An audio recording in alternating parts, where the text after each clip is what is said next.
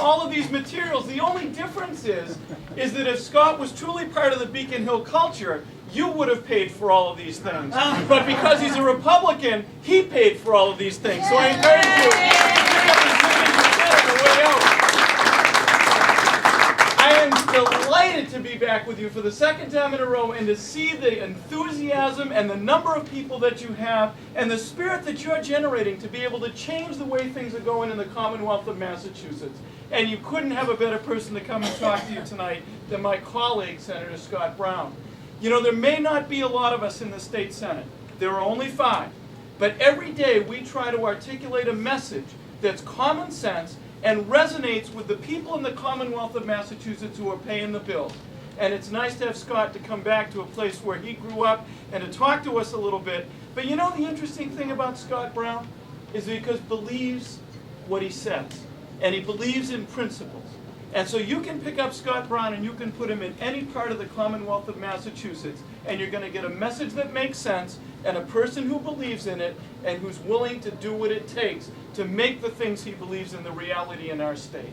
And that's why it's an honor to work with him every day. And I know because we crisscross the state trying to get out the message. Sometimes we wind up just, giving each other a high five out the window as we pass, going different directions on the highway.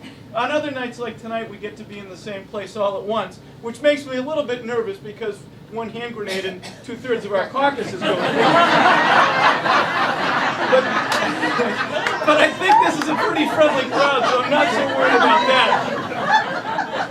And I know it's a friendly crowd. And by the way, just to think about things a little bit, Arthur Allen was talking about the fact that the governor's plane didn't get off the ground. There are a lot of things he proposed that never get off the ground, Arthur, and that's sort of a metaphor. So I just wanted to point that out. But it's also good to be here with great friends. I mean, people like Sheriff Cousins and Selectman Kemper's here. We haven't seen him in a little bit of time, but it's good to see you again. And someone who I really have never said enough thanks to publicly, and that is Mayor John Moak, because he has been a tremendous public servant to this community.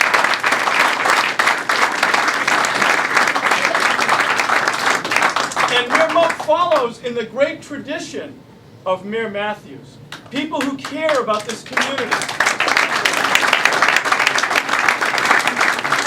And I can tell you just on a personal basis how much it means to me that when all of the chips were down on Plum Island, and it looked like we were fighting an unwinnable battle against the Atlantic Ocean, Mayor John Moak came to the table.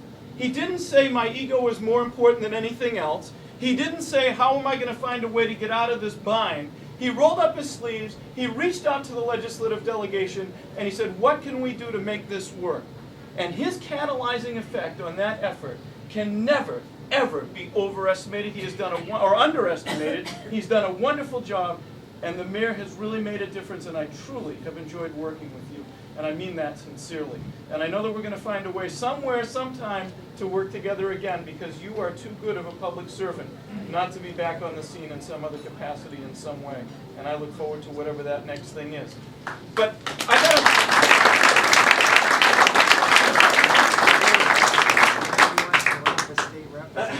Larry, I'll suggest that you make that suggestion. But I got a little update for you about something on Beacon Hill that I really want to tell you about tonight, because it's really, really bothering me.